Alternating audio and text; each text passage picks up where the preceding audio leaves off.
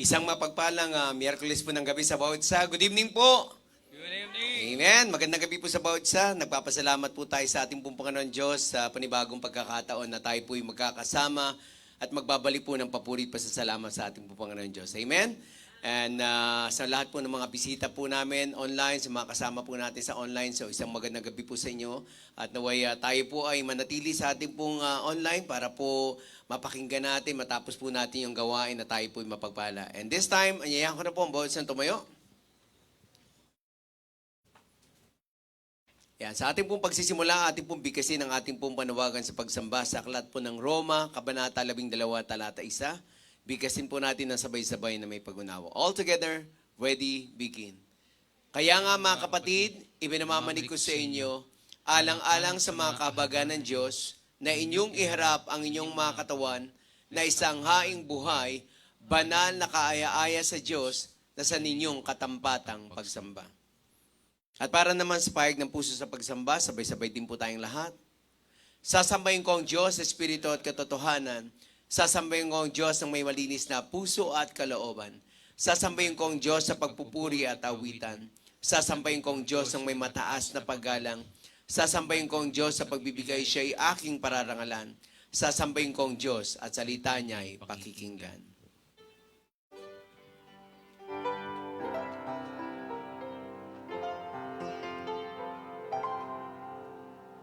Search me, O God, and know my heart today. Try me, O Savior,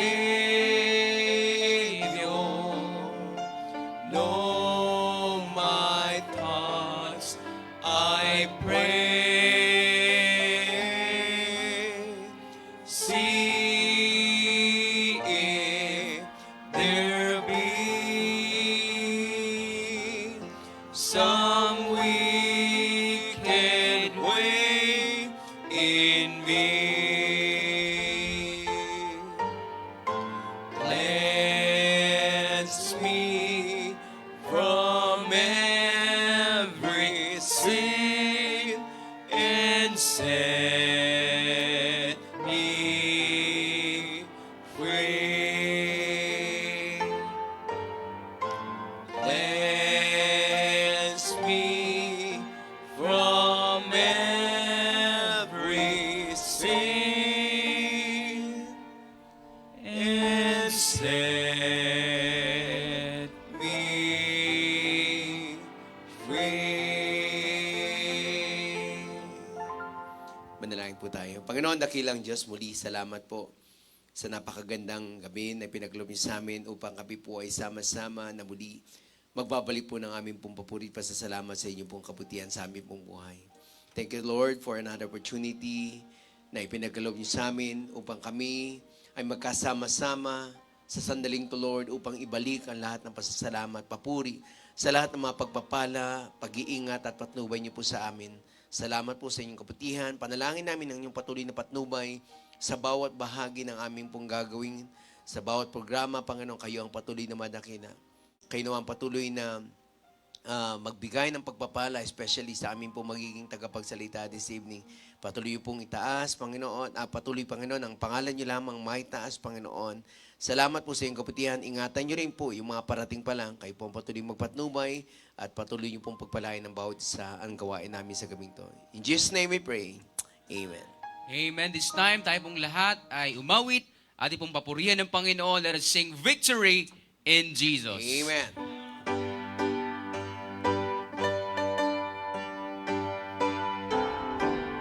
Ready? Sing. I heard an old story, how a Savior came from glory, how He gave His life on Calvary to save a wretch like me. I heard about His groaning, of His precious blood's atoning. Then I repented of my sin, and won the victory. Oh, victory in Jesus, my Savior forever. He sought me and bought me with His redeeming blood. He loved me ere I knew Him, and all my love is to Him. He plunged me to victory beneath the cleansing blood. Verse 2, I heard about His healing, of His cleansing power revealing, how He made a lame to walk again, and caused the blind to see. I heard about His... Amen, sing on. And somehow Jesus came and brought to me the victory. On the chorus now. Oh, victory in Jesus, my Savior forever. He sought me and bought me with His redeeming blood. He loved me ere I knew Him, and all my love is to Him. He plunged me to victory beneath the cleansing blood. Last verse. I heard about a mansion He has built for me in glory, and I heard about the streets of gold beyond the crystal sea, about the angels singing and the old redemption story. And some sweet day I'll sing up there the song of victory. Oh, victory in Jesus. Oh, victory in Jesus. Amen. Sing on. My Savior forever. He sought me and bought me with His redeeming blood. He loved me ere I knew Him, and all my love is to Him. He plunged me to victory beneath the cleansing blood. Amen. Purihin po ang Panginoon. For our second song, ating pong awitin, Isn't the Love of Jesus Something Wonderful? There will never be a sweeter story of the Savior's love divine, love that brought Him from the realms of glory, just to save a sinful soul like mine. Isn't the love of Jesus something wonderful, wonderful, wonderful? Oh, isn't the love of Jesus something wonderful, wonderful it is to me. Verse 2, boundless as the universe around me, reaching to the farthest soul away, saving, keeping love it was that found me. That is why my heart can truly say, isn't the love of Jesus something wonderful, wonderful, wonderful? Oh, isn't the love of Jesus something wonderful, wonderful it is to me. Last verse. Love beyond our human comprehending, love of God in Christ, how can it be? This will be my tame and never ending, great redeeming love of Calvary. Isn't the love of Jesus something wonderful, wonderful, wonderful? Oh, isn't the love of Jesus something wonderful, wonderful it is to me. Amen. Purihin po ang Panginoon sa pag-ibig niya sa atin, at maaari na po tayong magsiyo po. Amen. Salamat, Preacher Keben. And this time, tayo po'y dadako sa ating pong prayer time. Amen? So at least ito po yung isa ring pinakamagandang bahagi sa ating pong gawain na meron tayong opportunity that we can share yung ating pong mga heart desire, yung ating pong mga prayer requests, aside po sa mga general prayer list na meron na po tayo na nagpa-plus po sa ating pong screen ngayon. So later we will ask for your prayer, additional prayer request, but sa ating pong list, patuloy po natin isama sa panalangin ang ating pong mahal na bishop, yung kanya pong kalusugan and as well as protection. Salamat sa Panginoon Diyos sa pag-iingat. So galing pa po sila ng Baguio sa mga di po nakakaalam. So bumiyahe po sila doon Tuesday. So tapos Wednesday. So talagang pagod-pagod din po yan. So patuloy po natin sama sa panalangin. Good health and protection sa ating pong mahal na bishop together with Ma'am Maris, si SM at yung kanila pong buong sambayanan. Patuloy na isama rin natin yung daily strength, safety and success ng ating mahal na bishop sa mga ministry na pinagkatiwala po sa kanya, both international at saka local po. So pati yung mga travel po eventually. So isama po natin yan sa prayer.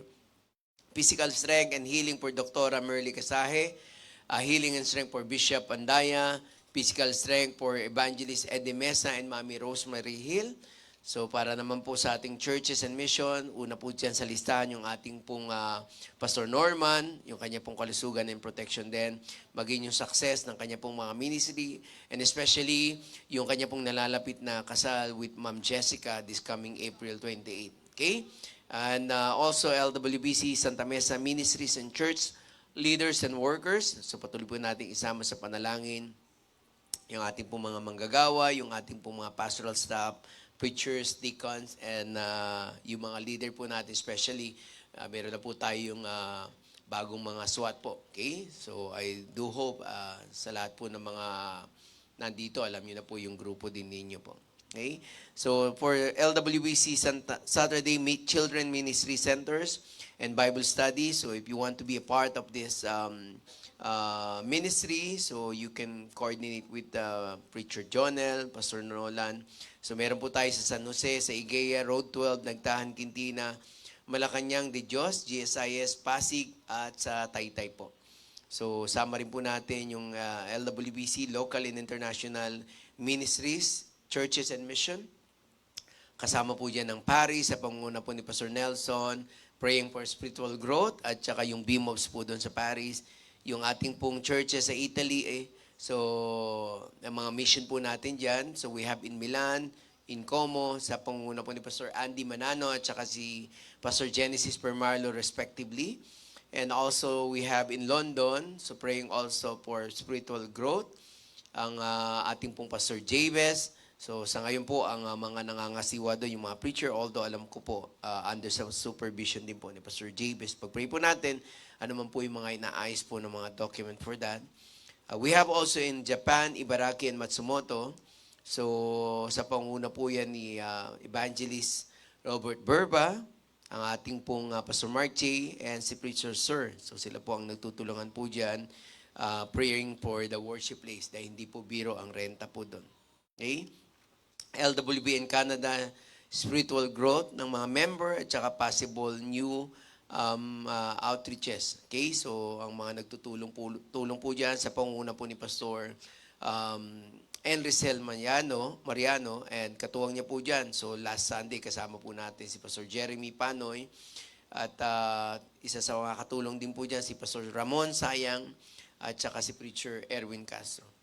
So, locally, we have in Muson, praying for Mission House, spiritual growth, and provision also, under the leadership of Pastor Henry sa Tondo, sa pangunguna po ni Pastor Daniel, praying for the growth of members, spiritual growth, at saka yung nalalapit po na BBS, April 30 to May 3 po yan. So yung evangelistic gift giving din po, I think tapos na yan. So dapat matanggal na rin yan. And sa Parañaque, I think ongoing po dyan yung DBBS. So that start yesterday, April, nung 6 po yan, nung Monday, April 6 to 11. So sa panguna po yun ng Pastor John, praying also for the worship place, provision, and success ng ongoing DBBS. We also have in Valenzuela, kasama po natin Pastor Jason, praying for spiritual growth and additional chair po para po sa mission doon. And then we have in Calaca, sa pangunan naman po ni Pastor Darwin, Mostly praying for the renovation, spiritual growth din ng mga member, at saka additional home Bible study. And also yung monitor po para po sa iglesia rin. And we have in JBLCBC, so praying for growth, success din ng ministry. So sa panguna naman po ni Pastor Marchie. Pag-pray din po natin yung Bishop Manuel Orara Baptist Bible Seminary. I think this week yung last week po ng block na to. So next week more on mga examination na po yan. Okay? So pag-pray din po natin yung mga brethren abroad po natin. So tuloy pa rin yung nangyayaring digmaan po dyan na somehow apektado yung economy po natin.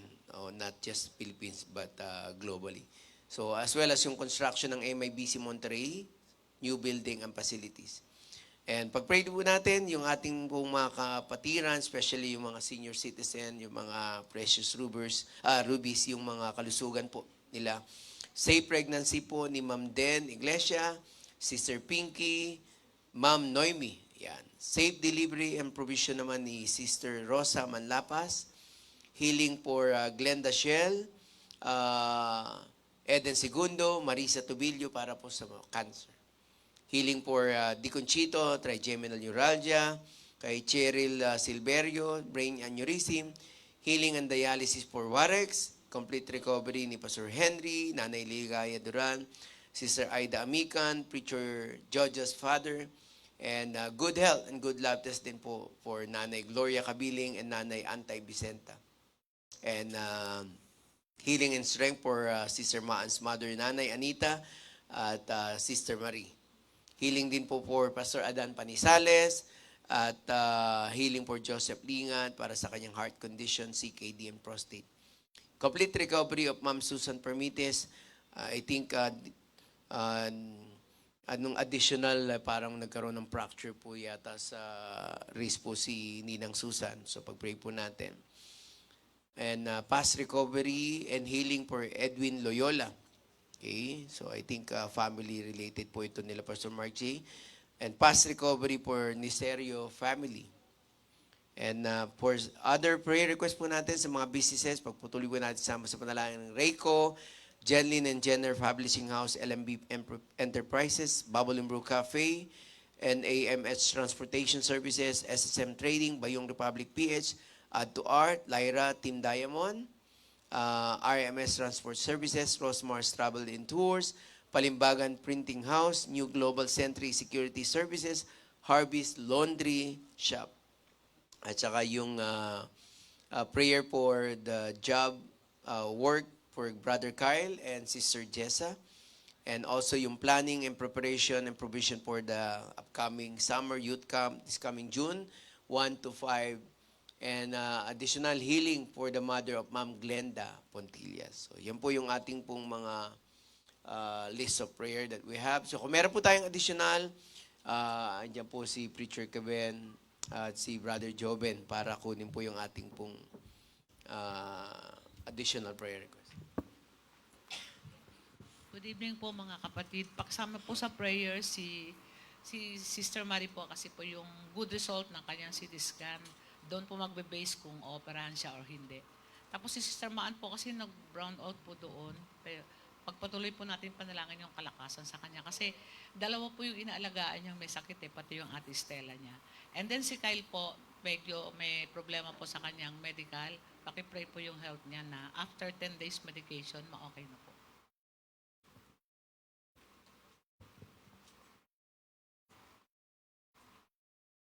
Sige po, next.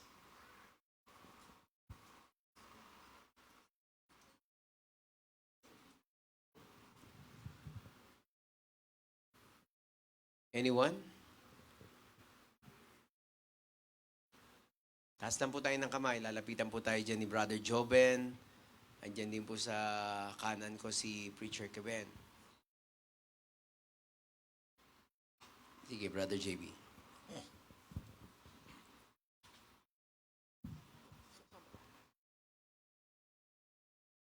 Sama niyo po sa panalangin po. Next month po, ang silver anniversary po ng partnership po natin sa AIM Foundation. Kasama po sila Pastor Tim Nolan, maging yung kaibigan po nating si Pastor Jabez kasi mukhang hindi na chismis to, mukhang totoo to. Pangungunahan niya po yung 1,000 voice choir.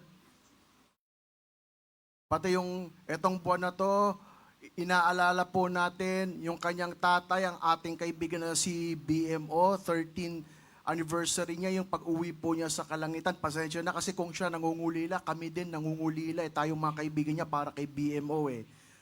Pati yung sa mga tsuper, kawawa naman tayo kasi nagko-commute tayo, karamihan sa atin, pagpupunta po ng bahay sambahan, nagko-commute po, sana naman kay paano ma-resolve po to.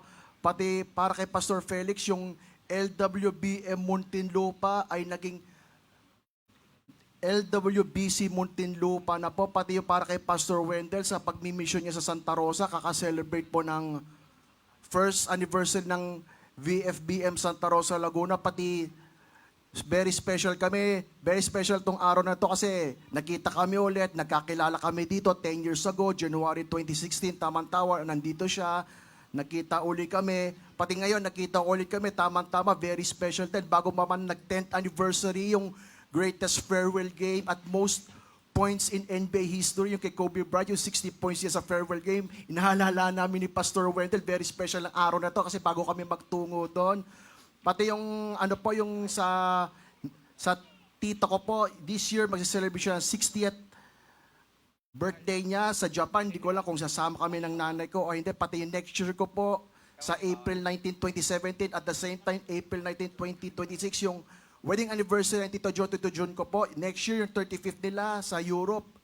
Sana ma-approve yung visa ko po for Europe.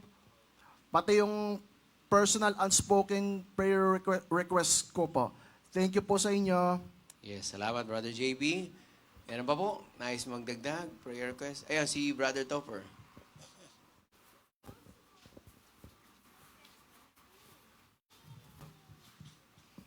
Success po sa graduation ko next week.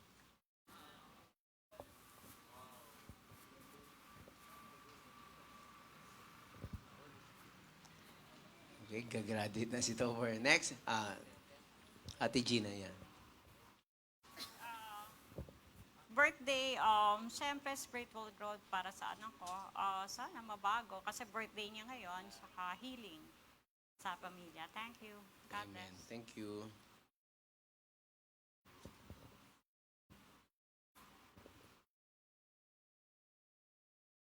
Ano pa po? Nais magdagdag? Deacon Carlo. Good evening po, Church. Spiritual growth lang po doon sa bayaw ko.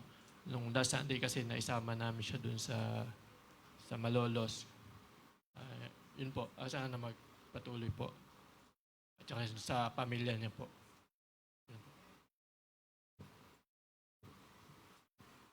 Okay, meron pa po? Yuan. Good evening po, church. Ano lang po, good health lang po kasi po yung wisdom tooth ko po, yung, lahat po, yung apat po, nagsabayan po sila so sumasakit din po yung sa ipin ko po, tas pati po ulo ko po masakit po. Yun lang po, thank you po. So, lagay ko na lang brother ng healing na.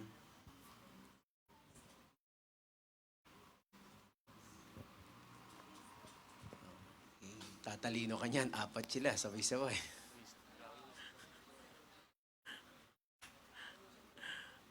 Meron dyan? May nakalimutan daw si Mamalita. Pakisama po sa prayers yung mga kamag-anak po namin dinaanan na winitasan po namin ni tatay. Sana Dun- po, nung bumiyahe po opo, kayong sa Cagayan. Biskaya po, saka sa Isiha. Saka po yung mga inabutan namin ng Bible track. Sana po ang Lord na yung mag-lead sa kanila para makakilala sa Panginoon. Okay. Soul winner yan si nanay. Ano pa po? Baka meron pa pong nais magdagdag before we close. Okay, so kung wala na po, so individual na lang tayo ngayon for now. So sa inyo pong kinalulugaran, idagdag ko lang po ito para po sa mga hindi po nakakuha nito. So yung prayer po ni Atilita, yung kay Marie para sa good result ng CT scan that would determine kung ano yung gagawing procedure. Kila Mama Sister Maan din yung situation po nila because of the brownout. And yung kay Kyle, yung health medication niya, tsaka yung mga nasolwin po nila Ate Lita kay JB para po sa kanya pong I think yung sa kanyang family, especially yung mga visa application niya rin. And then kay Gina healing para sa kanya pong anak and spiritual growth din. And then kay Topper, success ng graduation. And kay Deacon Carlo para po sa kanyang brother-in-law, si spiritual growth din at saka sa family. And then kay Yuan, so siguro healing din po ito dahil sa kanya pong toothache, okay? So, sa lugar na po, tayo po ay sama-sama, sabay-sabay pong manalangin. So, iwasan na lang po natin maka-distract po sa mga kasama po natin kung tapos na tayo. And then pagkatapos po niyan, siguro mga 5 to 7 minutes, I'll close shortly po. Okay, thank you.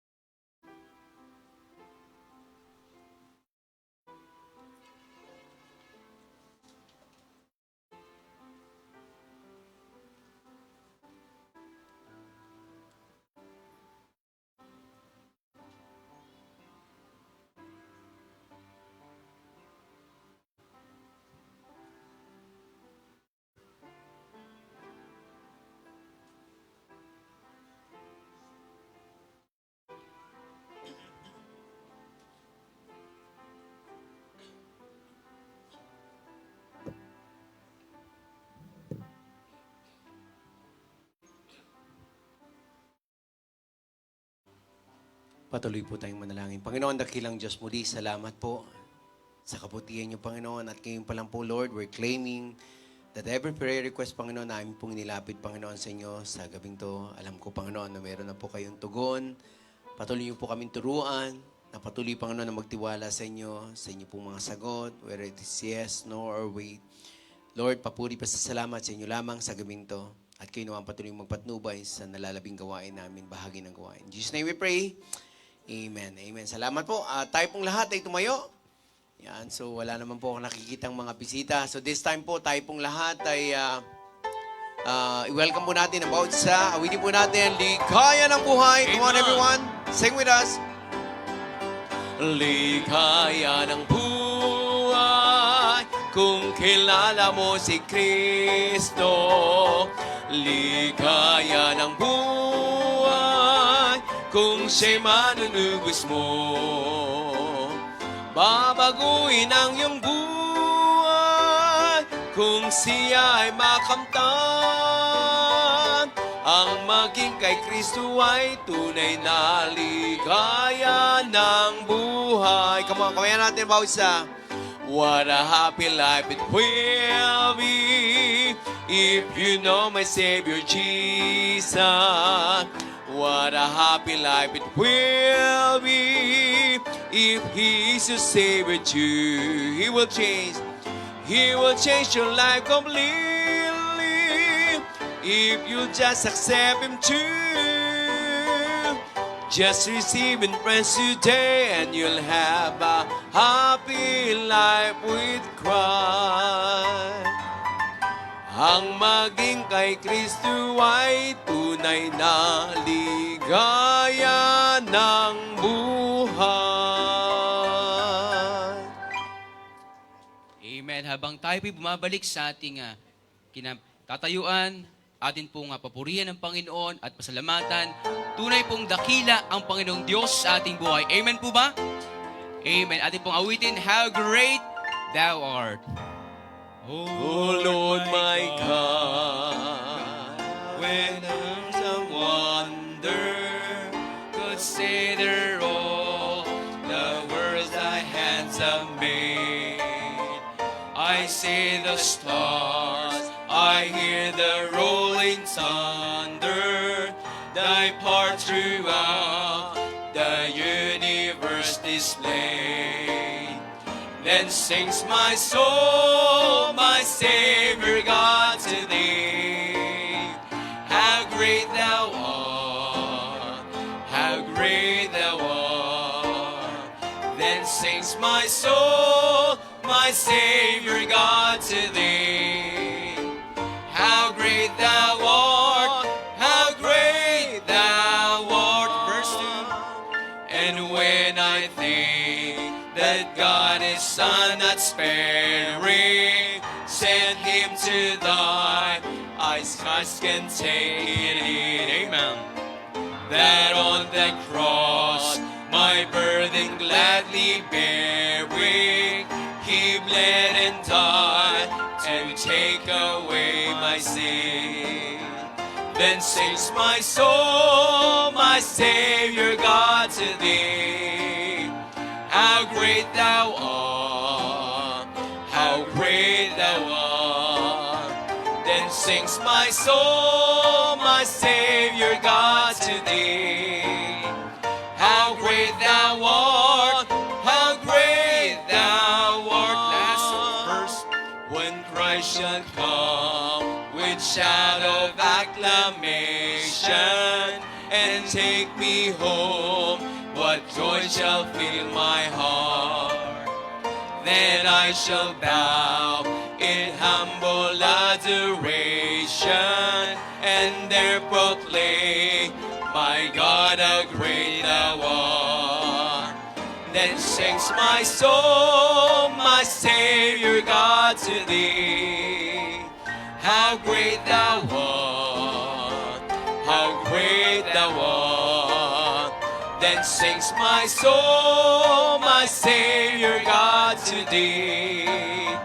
How great thou art, how great thou art. Amen. Purihin purihin po ang Panginoon sa ating mapagpalang awitan. Maaari po tayo magsiupo. And this time, tayo po makapakinig po ng special number.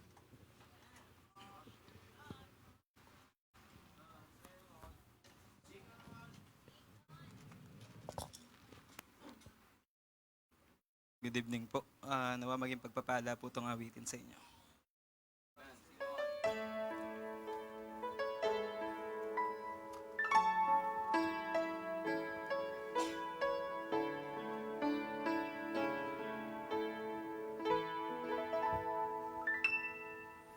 Sabihan kay buti ng ating Panginoon, magtatapat sa habang panahon,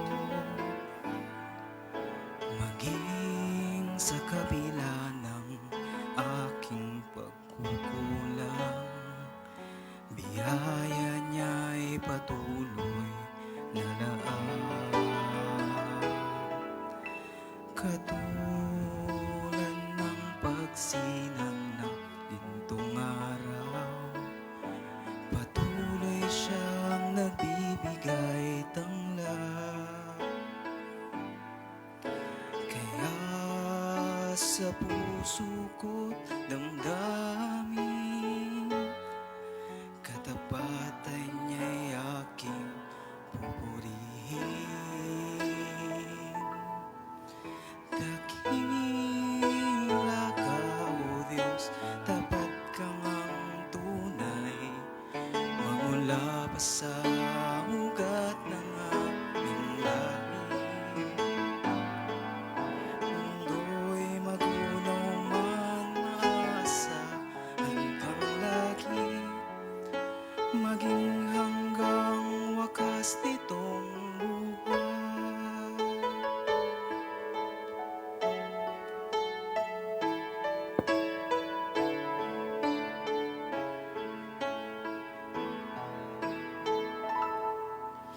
Kaya, O Diyos, ika'y aking pupurihin.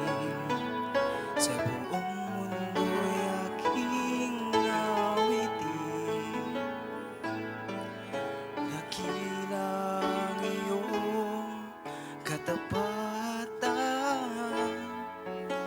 pag-ibig mo'y walang hanggan. Dakila ka, O Diyos, tapat kang ang tunay, magmula pa sa ugat ng aming lahi.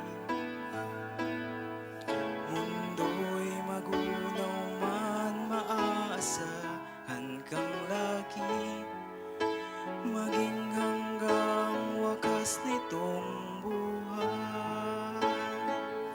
Kahit kailan di ka nagkulang, biyaya mo sa akin walang hanggan. Ang pag-ibig mo sa akin walang hanggan. Inibig mo ako noon pa man.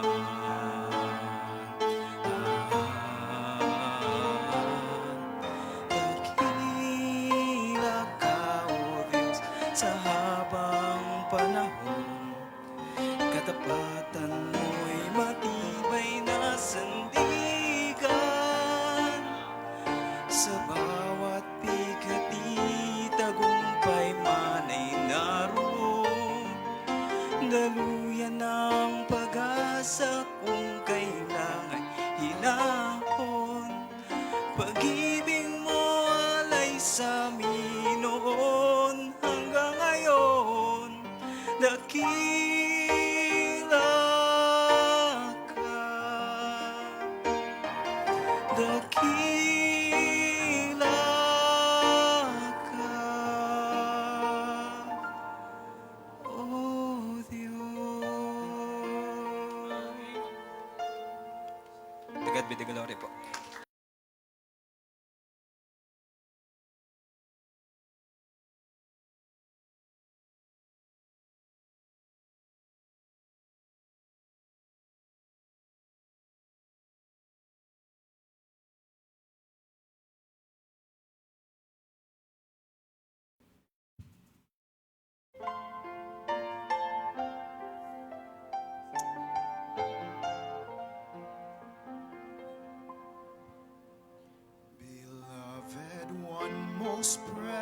tears in my eyes.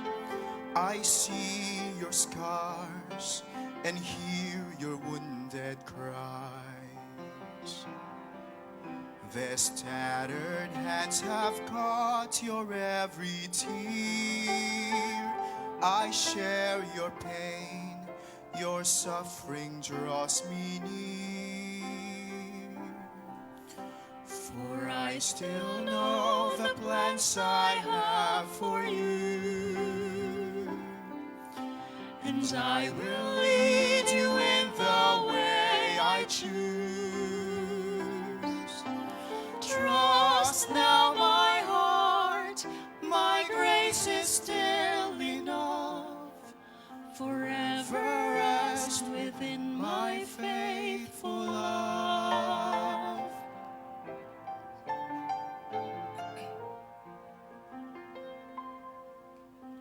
Forgiven one, lift up your broken gaze and dare to live in my restoring grace. My blood atones for all your sinful shame. I favor you because of my great name. For I still know the plans I have for you, and I will lead you in the way I choose. Trust now, my heart, my grace is still enough. Forever rest within my faithful love.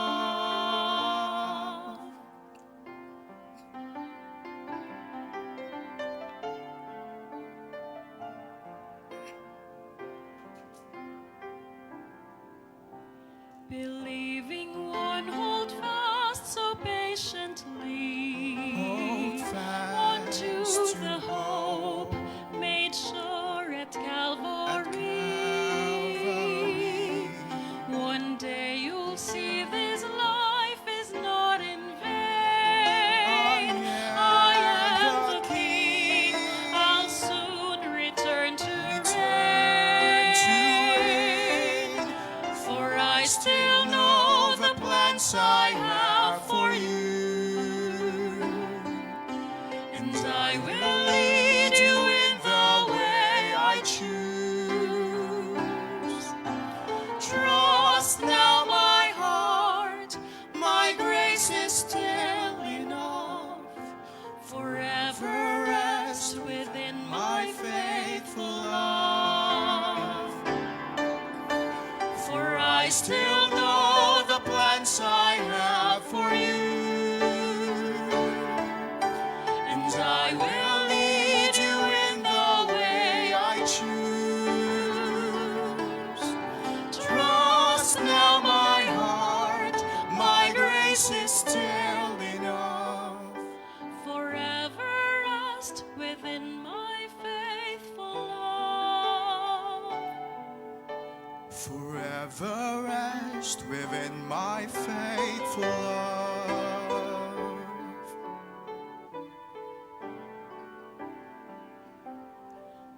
Forever rest within my faithful love.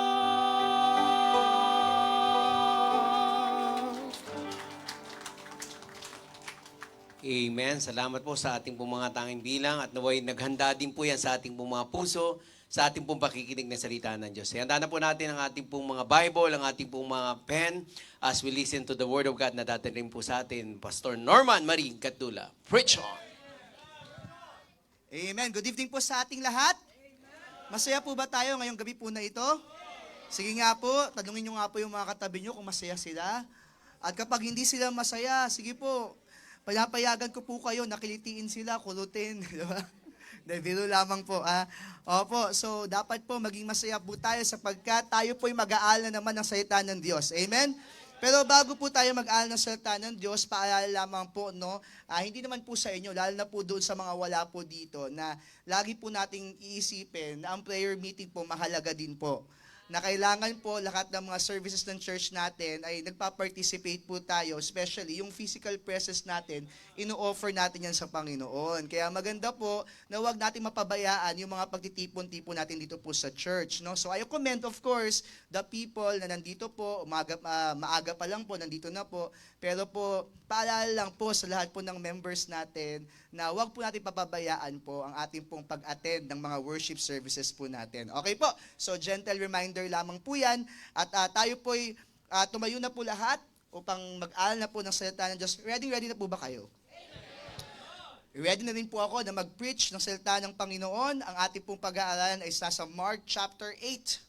Please open your Bibles to Mark chapter 8 verses 1 to 21. Mark chapter 8 verses 1 to 21. At habang binabasa ko po ito, ay sana po bigyan po natin ng understanding, no? Intindihin po natin yung mga words na ating pong nababasa. So sundan nyo lang po sa inyong mga paningin.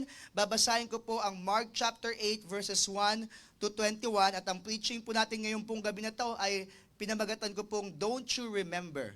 Don't you remember? Of course, we are thankful sa ating pong mahal na Tatay Bishop sa patuloy po na pagtitrain po sa atin, pagtuturo at pagmamahal po sa ating pong lahat. Especially po sa akin na pastor po, the resident pastor po ng Living Water Baptist Church.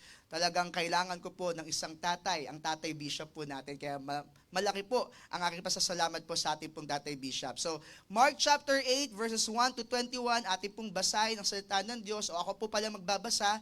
Verse 1, in those days, the multitude being very great, and having nothing to eat, Jesus called his disciples unto him, and said unto them, I have compassion on the multitude, because they have now been with me 3 days, and have nothing to eat. And if I send them away fasting to their own houses, they will faint by the way, for divers of them came from far. And his disciples answered him, From whence can a man satisfy these men with bread here in the wilderness? And he asked them, How many loaves have ye?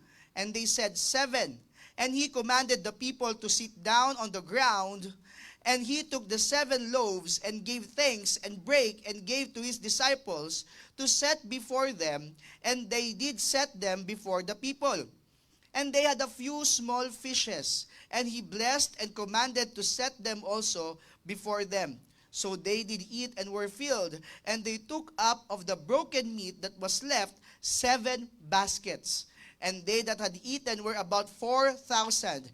And he sent them away. And straightway he entered into a ship with his disciples, and came into the parts of Dalmanutha. And the Pharisees came forth and began to question with him, seeking of him a sign from heaven, tempting him. And he sighed deeply in his spirit, and saith, Why doth this generation seek after a sign? Verily I say unto you, there shall no sign be given unto this generation. And he left them, and entering into the ship again, departed to the other side. Now the disciples had forgotten to take bread, neither had they in the ship with them more than 1 loaf. And he charged them, saying, Take heed, beware of the leaven of the Pharisees and of the leaven of Herod. And they reasoned among themselves, saying, It is because we have no bread. And when Jesus knew it, he said unto them, Why reason ye, because ye have no bread? Perceive ye not yet, neither understand? Have ye your heart yet hardened? Having eyes, see ye not? And having ears, hear ye not? And do ye not remember? When I break the 5 loaves among 5,000, how many baskets full of fragments took ye up? They say unto him, 12. And when the 7 among 4,000, how many baskets full of fragments took ye up? And they said, 7. And he said unto them, How is it that ye do not understand? Tayo po'y manalangin. Dear Father in heaven, Gabayan niyo po kami, Panginoon, sa oras po ito, sa pangangaral po ng inyong salita. Nawa, Panginoon, ay wag yung kahinaan ko po ang ma-magnify dito, bagkus, Panginoon, yung power ng inyong salita na maihahayag po ngayong gabi. Patuloy niyo pong ingatan ang aming pong mahal na bishop at ang kanyang pamilya, si Ma'am Marie, si Sofia, at ang bawat isa po sa aming Panginoon, nagbigyan niyo po, Panginoon, ng pusong bukas sa inyong salita. Itama niyo po ang aming pong mga maling gawa. Bigyan niyo po kami ng matibay na pananampalataya. Thank you for everything, Lord. We praise you, we honor you. In Jesus' name we pray. Amen and amen. You may all be seated. Don't you remember, bago po tayo magsimula sa ating pong mensahe ngayong gabi po na ito, natatandaan nyo po yung last ko pong preaching? Sino po nakakatanda? Ano po yung last ko preaching? Anong title po? Hindi nyo na na-remember, no? Ano po? May narinig akong tama eh. Just trust Jesus. Di ba, remember, ang aking pong preaching last time, just trust Jesus, at ito po ay patungkol po sa feeding of the 5,000. Now, if you can just recall, Mark chapter 6, dyan po ipinakita po na ang Panginoong Hesus po ay nagpakain po ng 5,000 tao. No? Actually, more than pa po sa 5,000 sapagkat ang binilang lang po nila ay yung mga kalalakihan. So, nagpakain ang Panginoon ng 5,000 gamit lamang po ang ilang loaves of bread? 5 loaves of bread. At ilang fishes daw po?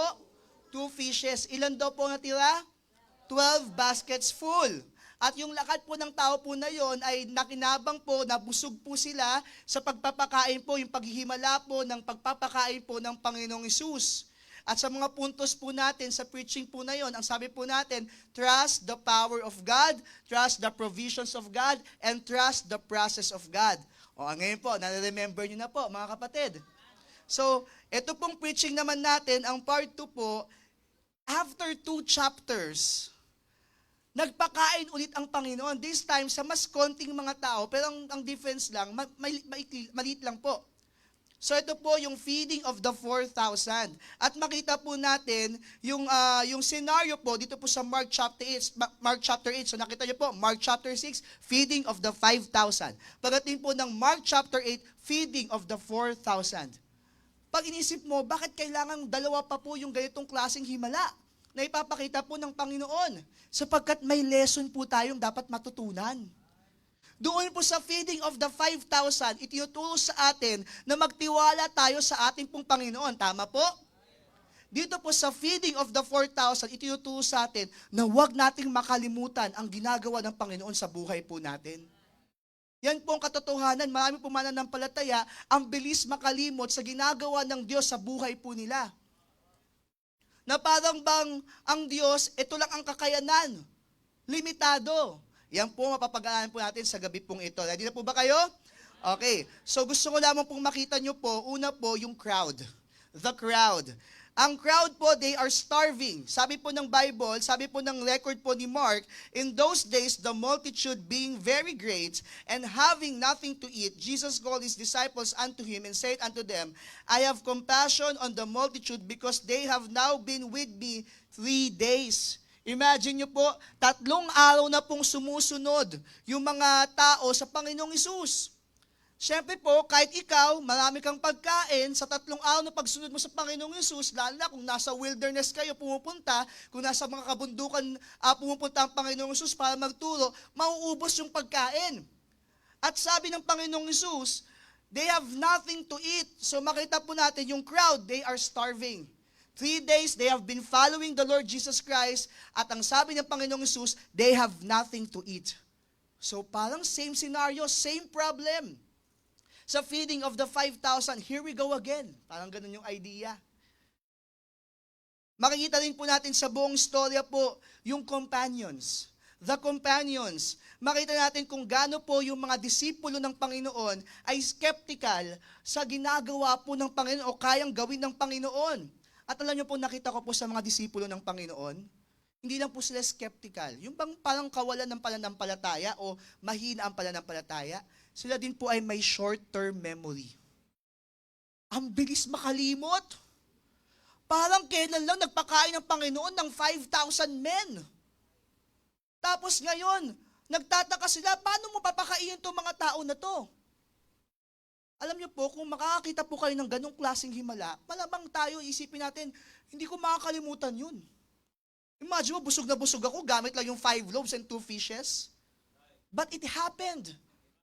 Now, even sa mga buhay ng bawat isa po sa atin, sometimes yung mga miracles na pinapakita ng Panginoon sa buhay natin, madali po nating nakakalimutan.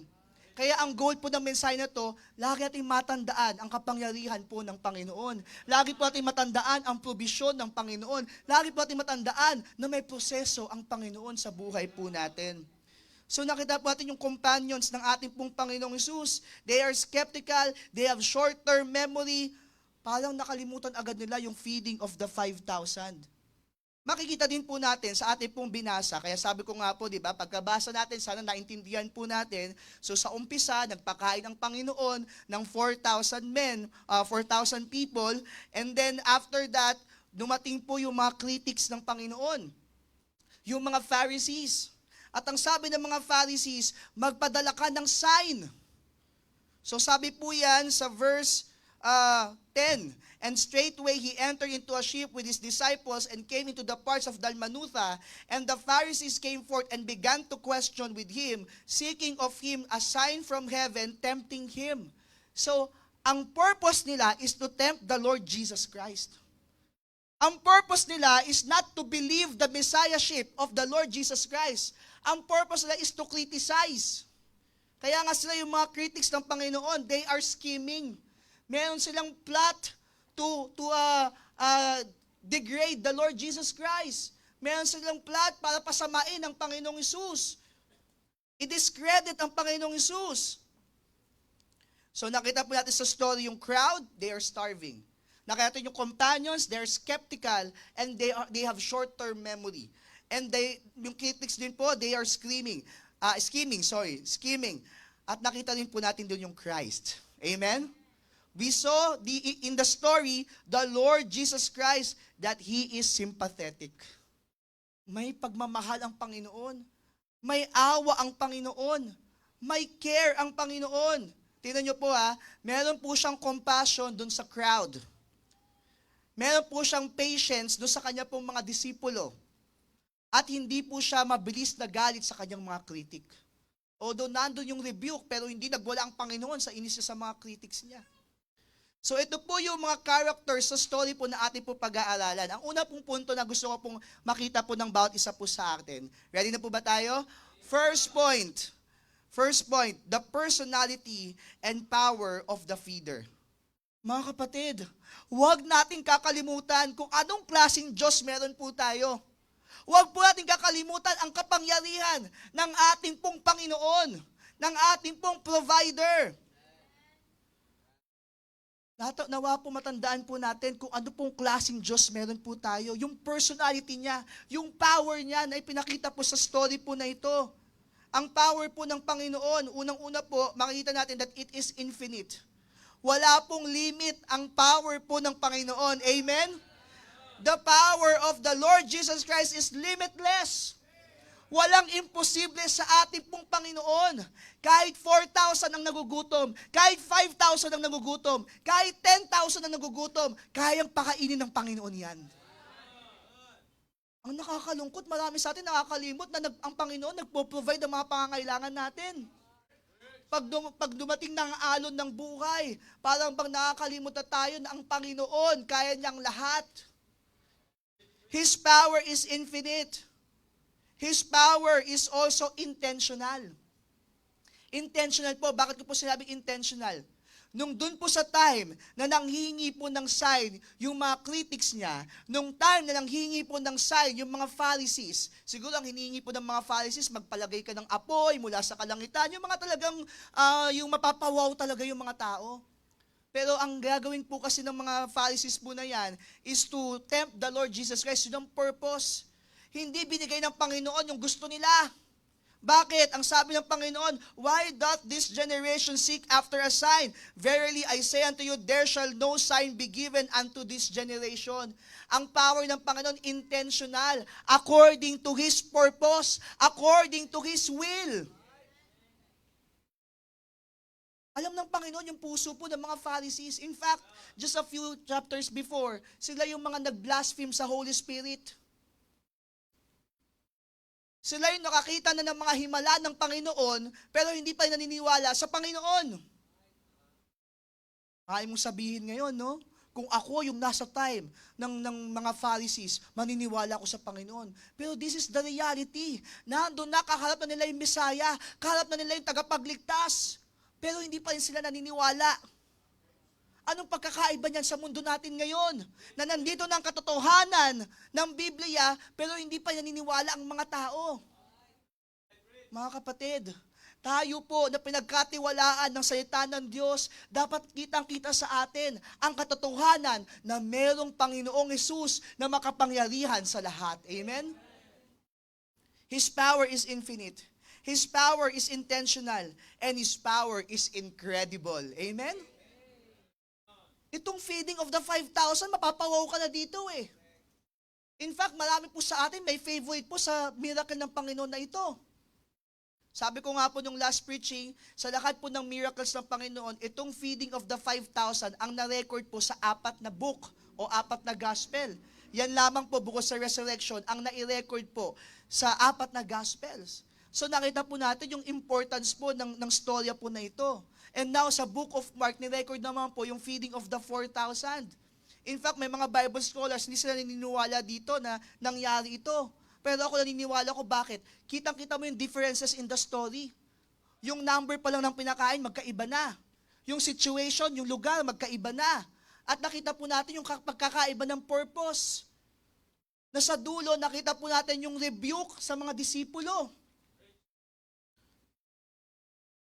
At sa pareho pong himala na ginawa ng Panginoon sa pagpapakain niya sa madla, makikita po natin yung incredible power ng Panginoon. Parang pumipiyok-piyok ako ngayon, no?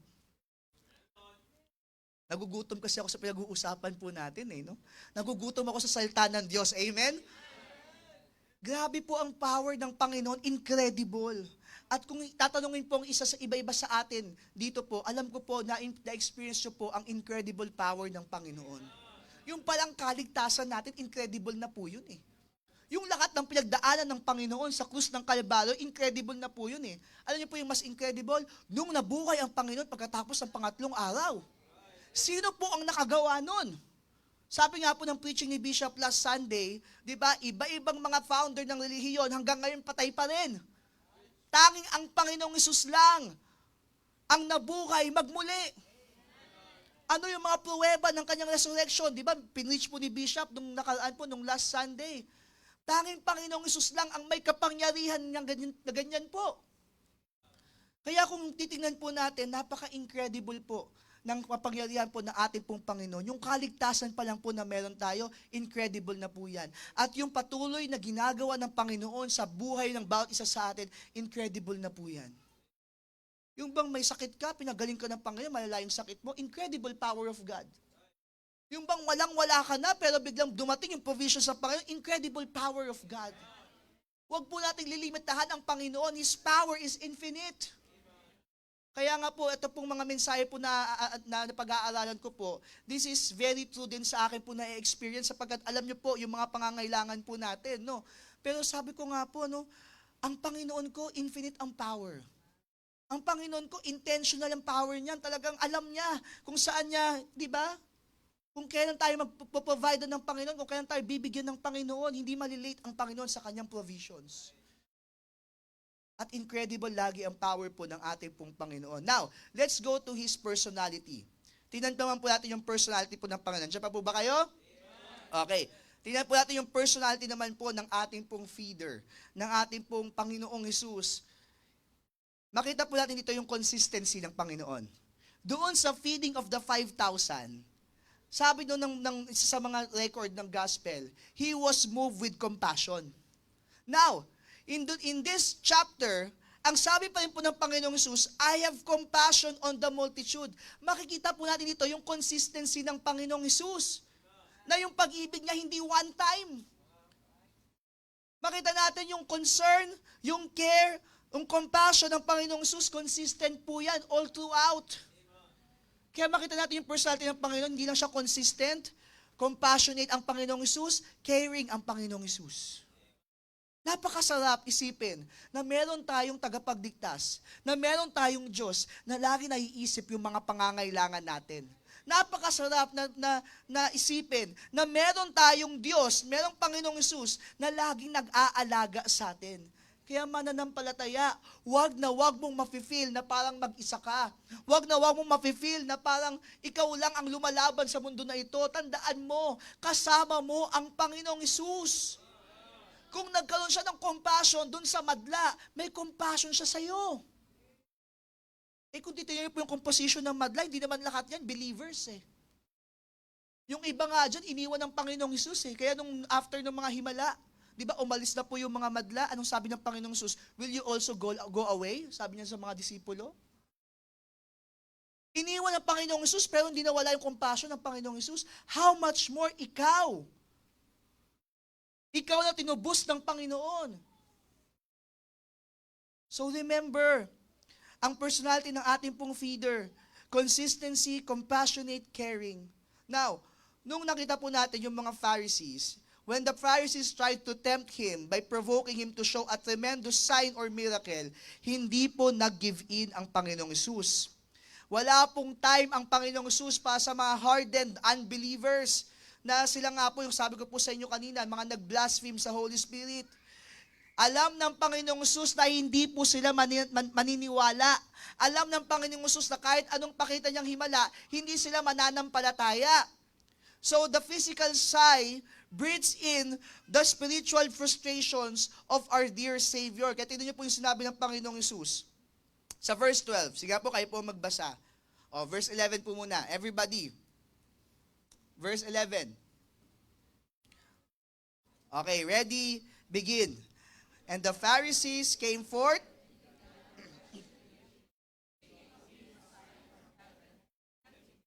Verse 12. Wait, dyan na muna tayo. Na-imagine niyo po ba? Nung sinabi ng mga Pharisees na magpadala ka ng sign, ang sabi ng Panginoon, He sighed deeply in His spirit. Parang, ay, ito na naman tayo. Ganon yung ng Panginoong Hesus, ganon yung pakiramdam ng Panginoong Hesus. Nakakapagod. Na laging nasa paligid yung mga critics niya. Ang sabi ng Panginoong Hesus, "Ay, why doth this generation seek after a sign? Verily I say unto you, there shall no sign be given unto this generation." Now, dahil mapagmahal po ang ating pong tagapagligtas, dahil mapagmahal po ang ating pong Panginoon, gusto niyang magbigay po ng piece of warning sa kanya pong mga disipulo. Kaya pagdating po sa verse 15, ang sabi niya, and He charged them, yung mga disipulo po, saying, take heed, beware of the leaven of the Pharisees and of the leaven of Herod. Ang pinapakita po nito, mag-ingat sila sa hypocrisy ng mga Pariseyo. Na tingin nila sila yung magagaling, tingin nila sila yung mga banal. So, ang pinag-iingat ng Panginoong Hesus, yung kanyang mga disipulo, sa hypocrisy ng mga Pharisees, sa hypocrisy ni Herod. Pero ito po yung problema.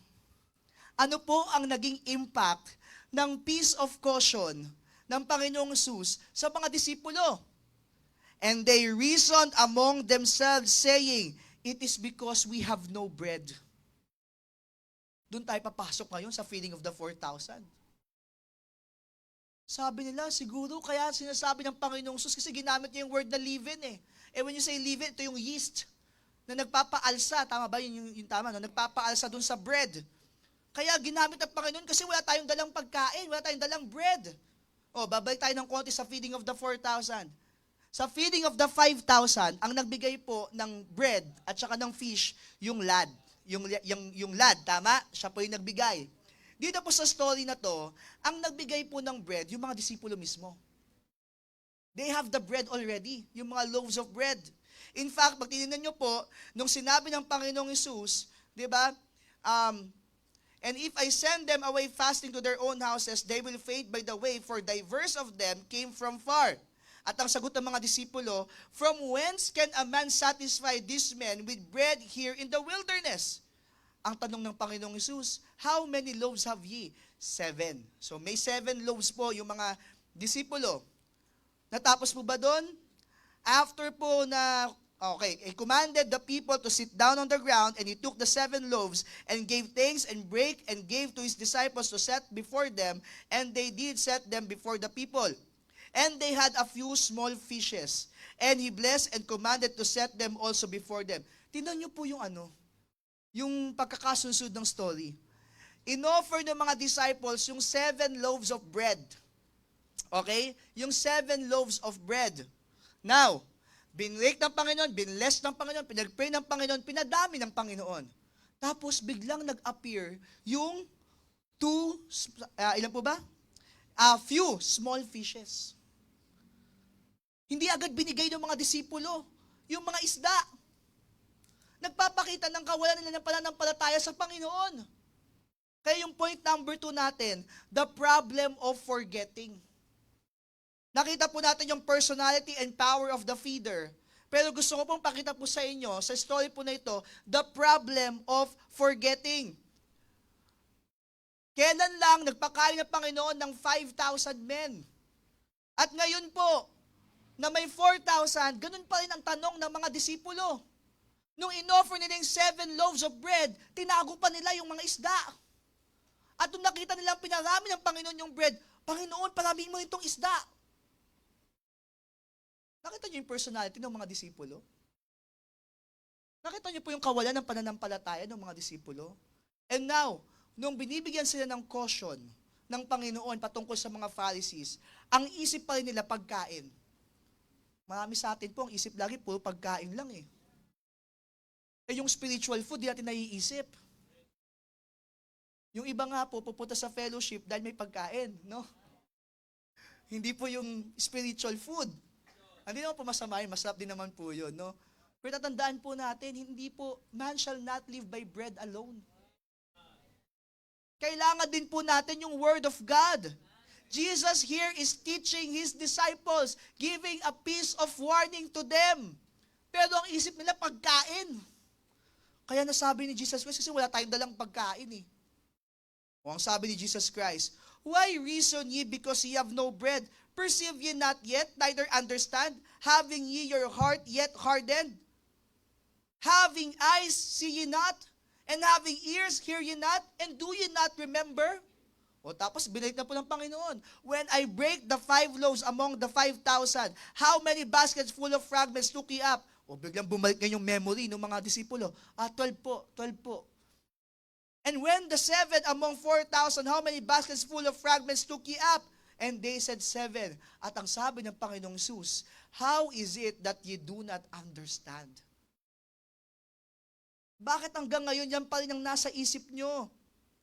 Kaya mga kapatid, alam niyo po, ang problema po ng pagkalimot po, naglilid po sa atin yan sa unfaithfulness and unbelief.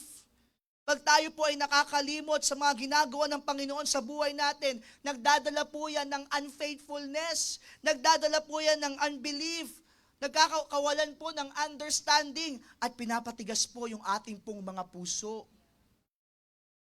Jesus wants to teach them spiritual matters, but they focus on the physical matters. If Jesus provided our needs before, then ang focus dapat natin, spiritual matters na po, and don't worry about our needs.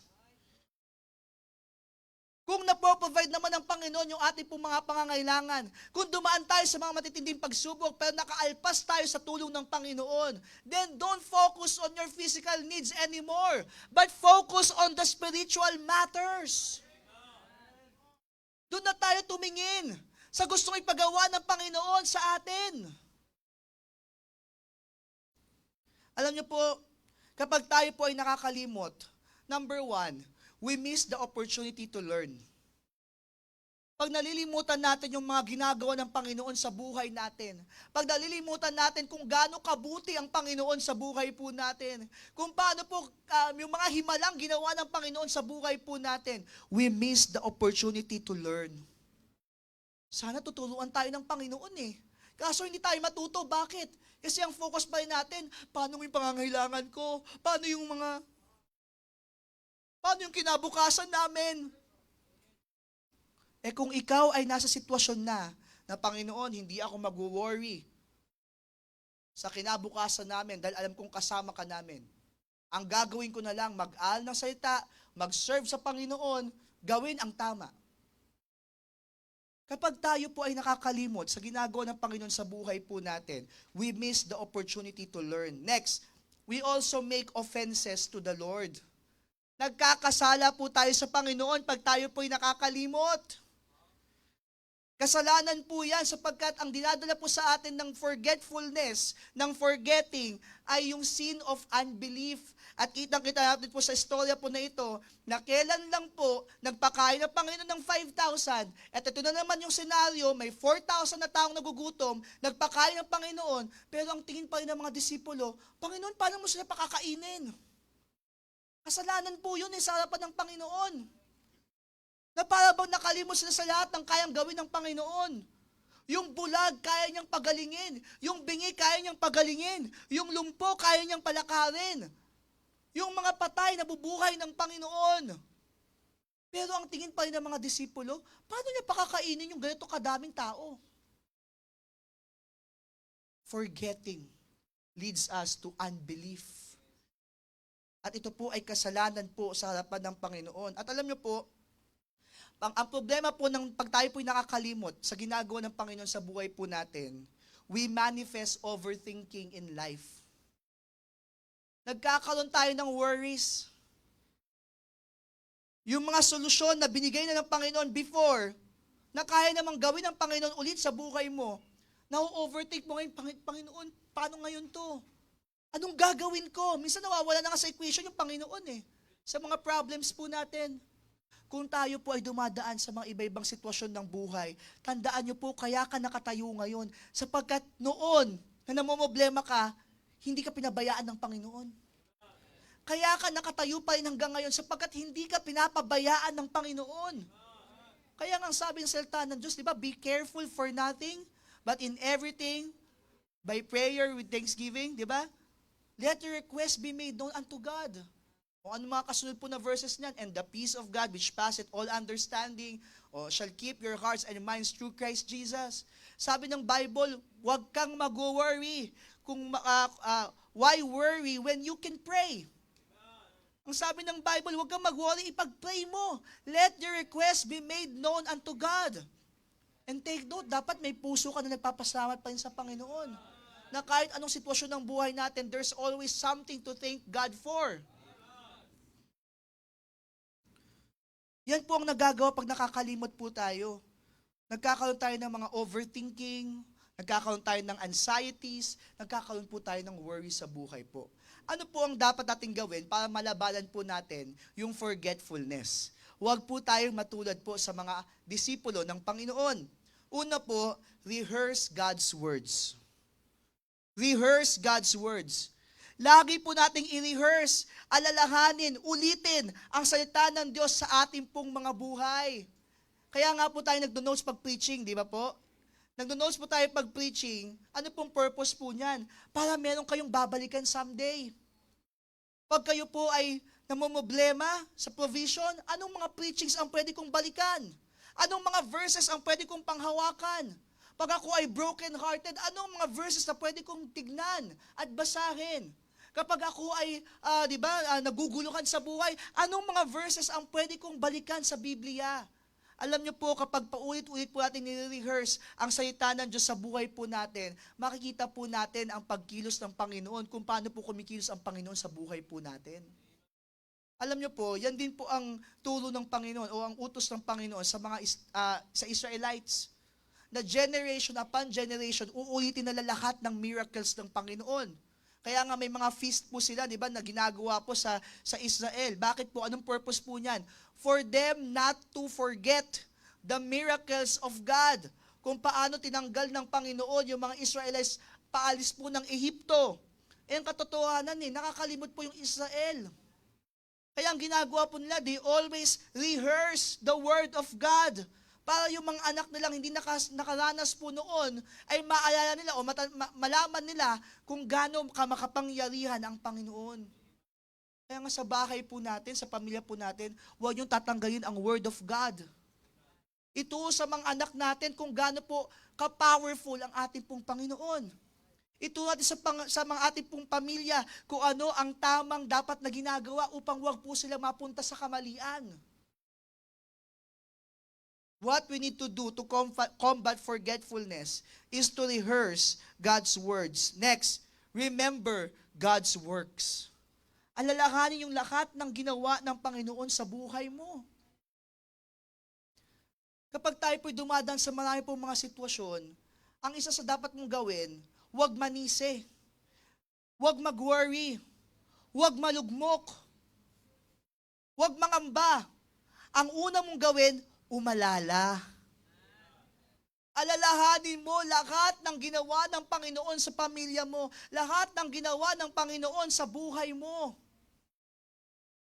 Yan ang gawin niyo po kapag tayo po'y dumadaan sa mga pagsubok sa buhay. Ibig sabihin yan, kung nakaya ng Panginoon na iligtas ka sa mga dati mong problema, how much more sa mga presente mong problema? Ang problema lang, nakakalimot kasi tayo. Kaya bumababa ang pananampalataya. Remember God's works and repel groundless worries. Yung mga worries po na yan, tawag doon, palabasin mo yan sa buhay mo. Natanda ko po noon, nung kami po'y nangangailangan po ni Pinols, nung ako po'y nagsuko po ng buhay sa Panginoon, at nangailangan po kami ng malaking pera, so nakita ko nag-worry po yung kapatid ko. Ang sabi ko sa kanya, kung noon, pinrovide ng Panginoon yung mga pangangailangan natin, how much more ngayon, binigay ko yung buhay ko sa Panginoon. Hindi pwedeng ipalala sa akin ng Panginoon na parang, di ba, yung pinabayaan ako ng Panginoon kung kailan binigay ko yung buhay ko at sinunod ko yung kalooban niya. Alam niyo po ba, kinabukasan, may nagpadala po sa amin ng malaking halaga para dun sa pangangailangan po namin. Nagulat kami pareho. Hindi po kami nanghingi, nag-pray lang po kami. Sabi ko, tanggalin mo yung worries, tanggalin mo yung alinlangan, at tanging faith lang ang palitawin natin sa sitwasyon na ito. Alam niyo po, kinabukasan, pinrovide ng Panginoon yung pangangailangan po namin. Hindi namin maintindihan kung paano nangyari. Ang naintindihan lang namin, makapangyarihan ng Diyos.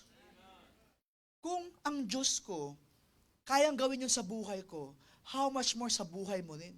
Kung pareho tayo ng Diyos, ha? Pareho ba tayo ng Diyos? Do we have the same God? Amen? If you have the same God as my God, then my God will also supply your needs. According to His riches in Christ Jesus. Naniniwala ba tayo na mayaman ng Diyos? Katotohanan po, mayaman po ang Panginoon. Eh, ganoon naman pala, Pastor Norman, bakit mahirap pa rin ako? Pananampalataya yan, mga kapatid. Siyempre, may purpose at may proseso ang Panginoon. Magtiwala ka lang sa Panginoon. Gawin mo yung kalooban niya at hindi pwedeng hindi ka pagpalain ng Panginoon sapagkat ang gusto ng Panginoon, magpala. Alam mo ang ayaw ng Panginoon gawin sa atin, magpalo. Pero kailangan para tayo maging tama, para maitama yung landas natin. Ang gustong-gustong gawin ng Panginoon sa buhay po natin, magpala. Pagpalain po ang bawat isa po sa atin. Pero ang katotohanan po, maraming po mananampalataya, hindi kasi ginagawa ang kalooban ng Panginoon. Hindi sumusunod sa kalooban ng Panginoon. Kaya instead of pagpapalo ang nare-receive po nila.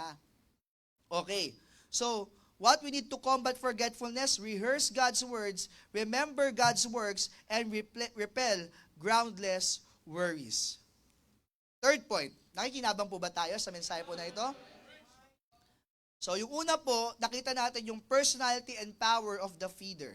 Sana lagi po natin maalala na ang Panginoon, caring siya, compassionate siya, di ba? Consistent siya.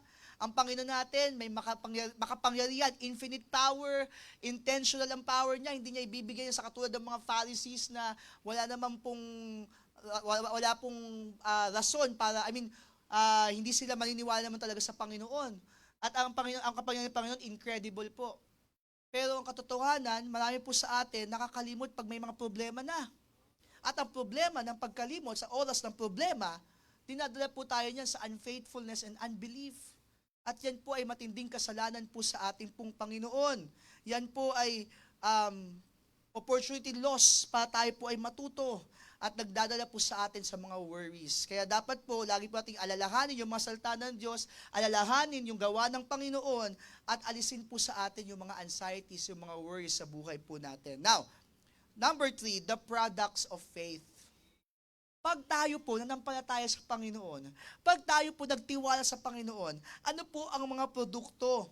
Sabi ko nga po sa inyo, dito po sa story ng feeding of the 4,000, ang something different na nakita ko from the first story, yung feeding of the 5,000, ay nakita ko dito yung consistency din po ng mga disipulo. Consistent sila na walang pananampalataya. Okay, so parang, di ba, nakakalimot agad po sila. At nung time na bibigyan sila ng Panginoon ng mahalagang aral, ang isip nila ay nasa ibang bagay. Kaya ang sabi ng Panginoon, di ba, parang kayong, may mga mata kayo, pero hindi kayo nakakakita. May mga tenga kayo, pero hindi kayo nakakarinig. At wala kayong pag-aalala. So, kapag tayo po may pananampalataya, ang ating pong marireach, una po, we can be mighty. Lalakas po tayo, mga kapatid. We can be strong. Bakit po? Because kapag meron po tayong pananampalataya, we can focus on our spiritual growth, we can be strong, we can understand the Bible more clearly. At yan po ang kailangan natin pag tayo po'y dumadaan sa mga problema. Salita po ng Diyos, yung tatag ng salita ng Diyos. Kapag may pananampalataya ka, kaya mong maging matatag. Sa Diyos lang po tayo talaga kakapit eh. Sa Kanya lang po tayo kakapit, sa Panginoong Hesus lamang po. Kaya pag meron tayong pananampalataya, kaya po nating maging malakas. We can be mighty. Number 2, we can be mature. Nandun po ang paglago. Tandaan niyo po, hindi lalago ang isang tao kung wala siyang pananampalataya. Ang pundasyon ng paglago ng isang mananampalataya ay yung kanyang pananampalataya. Kaya lalago ang isang mananampalataya kasi, di ba, yung tumataas din yung kanyang level ng faith. At kung bakit nagiging immature ang isang mananampalataya, sapagkat bumababa yung kanyang level of faith. Kasi sa Bible po, sa pag-aaral ko po sa Bible, may sinabi po ang Panginoon na lack of faith, may little faith, di ba?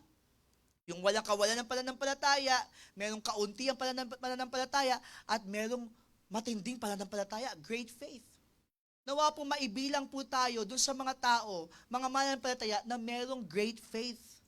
At ang produkto po niyan, kapag meron po tayong matinding pananampalataya, lalakas po tayo, tatatag po tayo sa mga alod ng buhay. Magiging mature po tayo. Hindi tayo mabilis na mabubuwal. Hindi tayo mabilis na madi-discourage. Bakit po? Kasi meron po tayong pananampalataya. At pangatlo and last, ito po yung maganda. If you have that level of faith, ang produkto po niyan, we can meet the Savior's expectations. We can meet the Savior's expectations. Yung kalooban ng Panginoon, kasi pag na-forget mo yon, it will lead to unbelief, unfaithfulness, nagkakaroon tayo ng kasalanan sa harapan ng Panginoon. Pero kapag tayo may pananampalataya, nami-meet ngayon yung expectation sa atin ng ating pong Panginoon. Nalulugod ang Panginoon po sa atin pag tayo nananampalataya po sa Kanya. Yan po ang katotohanan, mga mananampalataya. If we place our faith in the Lord Jesus Christ, if we continue to be steadfast in our faith, it glorifies the Lord. Napi-please ang Panginoon kapag ang Kanyang anak nagtitiwala sa Kanya. Isipin niyo po, kung yung anak mo walang pananampalataya sa iyo, ibig sabihin, kung walang tiwala sa iyo, ikaw yung tatay, at walang tiwala sa iyo anak mo, anong mararamdaman mo? Hindi ba masasaktan ka? Hindi mo kaya yan. Oh, imagine niyo po, si Sean Matthew, walang tiwala, for example, kay Pastor Rodel, na kaya siyang ihatid sa school, for example. Anong mararamdaman ni Pastor Rodel? Kaya ko yan kahit isang minuto eh. Di ba? For example, ganon. Anong mararamdaman ni Pastor Rodel? Masasaktan si Pastor Rodel. Pero ano ang feeling kapag mataas ang pagtitiwala ng iyong anak? O sabi natin si Teacher Sal na lang, kunyari. Kayang-kaya yan ni PRT. O for example, ganon. E di syempre, di ba, parang lalong popogi sa paningin si PRT. Iba ang impact, di ba mga kapatid, kapag may pagtitiwala at pananampalataya tayo sa ating pong Ama sa Langit. Kapag may pananampalataya tayo sa ating pong Panginoong Hesus. So, kapag wala tayong pananampalataya, alam niyo po yun, nalulungkot. Nagkakasala po tayo sa Panginoon, nalulungkot po ang Panginoon. Pero pag meron po tayong pagtitiwala, nalulugod po natin ang ating pong Panginoon. Masarap sa feeling po ng ating pong Panginoon na nananampalataya ang kanyang anak. Kaya mga kapatid, sa buhay po na ito, we have to admit, hindi natin ito kaya. Lahat po na ito, hindi natin kaya. Nakakaya lang po natin kasi may biyaya ang Diyos. Nakakaya lang natin kasi makapangyarihan ang Diyos. Nakakaya lang natin kasi mabuti po ang Diyos. Never in a time, never will happen, no? Sa buhay po ng mananampalataya na magiging masama ang Diyos.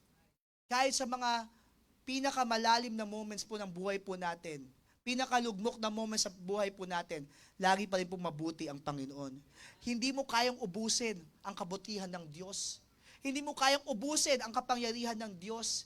Kaya dapat po tayo mga mananampalataya, patuloy at patuloy na magtiwala at manampalataya sa ating pong Panginoon. Ang products po ng faith, we can be mighty, we can be mature, we can meet the Savior's expectations. At bago ko po tapusin ang mensahe po na ito, iiwan ko po sa inyo ang tanong po ng Panginoong Hesus sa kanyang mga disipulo. How is it that you do not understand? Nawa po sa pag-aaral po natin ng storya po na ito, ay mag-iwan po sa atin ng realization that this time, Lord, I understand. You want to teach me more? I have to trust you more. Huwag tayong mag-worry sa mga pisikal na usapin, even spiritual na usapin. Lagi ang Panginoon ay nandyan para po sa atin. Tayo po tayong lahat, let's all stand. At sa ating pong panawagan, hindi ko na po patatagalin po, punta po tayo sa altar, manalangin po tayo, and let's just remember the goodness of God in our lives. Alalahanin po natin ang mga mirakulo ng Panginoon sa ating pong mga buhay. Pasalamatan natin ang Panginoon sa lahat ng ginagawa niya sa atin. We don't deserve all of these things. Pero yan po ang biyaya ng Panginoon.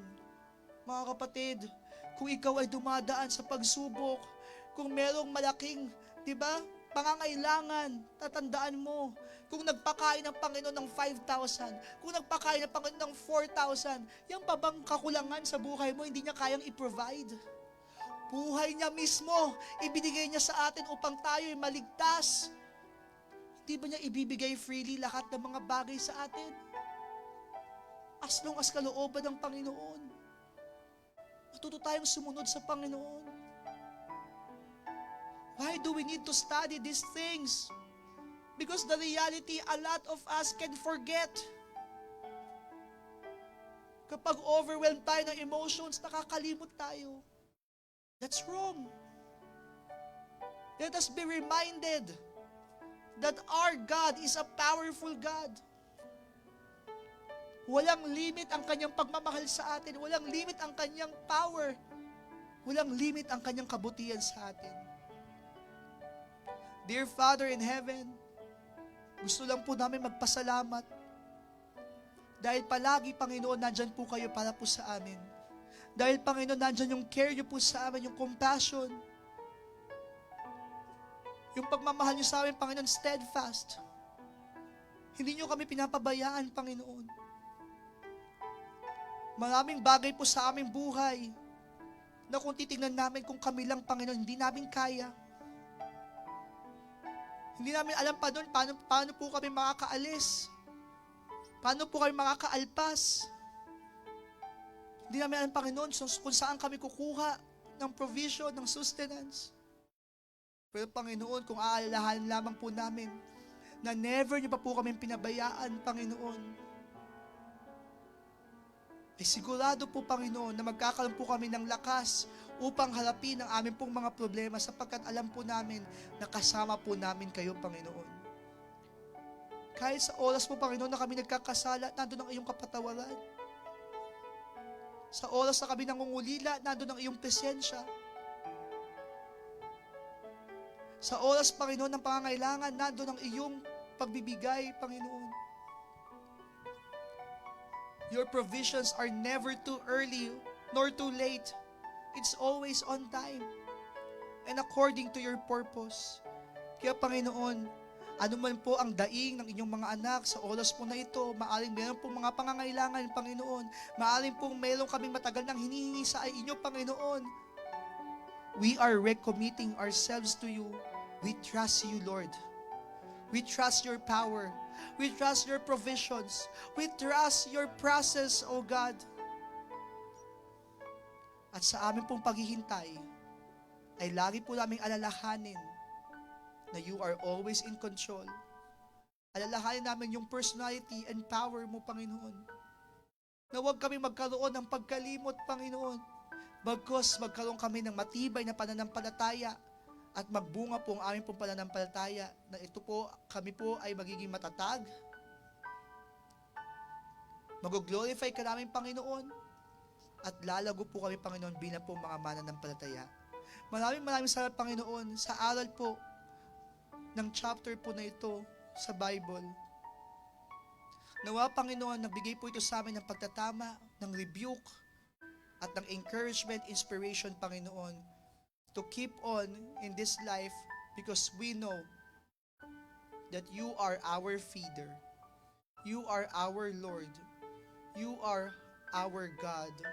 Salamat po, Panginoon. We praise you, we honor you. To you be all the glory. In Jesus' name we pray. Amen and amen.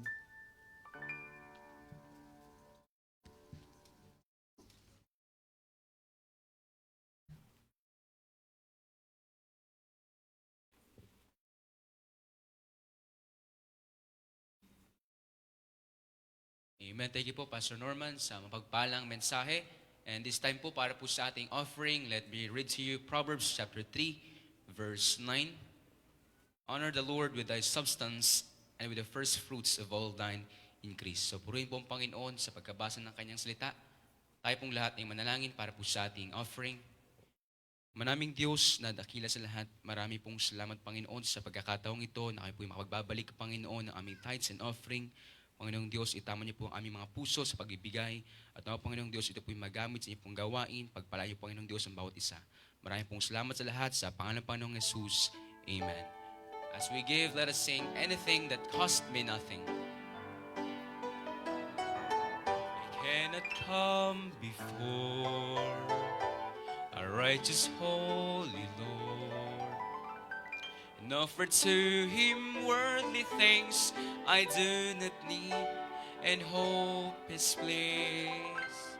For He wants me to give a heart that's truly His, an offering of highest price, a servant who the Lord can use.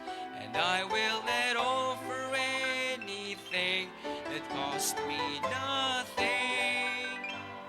I place before Him nothing less than my very best. And if I'm called to sacrifice, it will be worthy of my Christ. I will not offer anything that cost me nothing. Anything.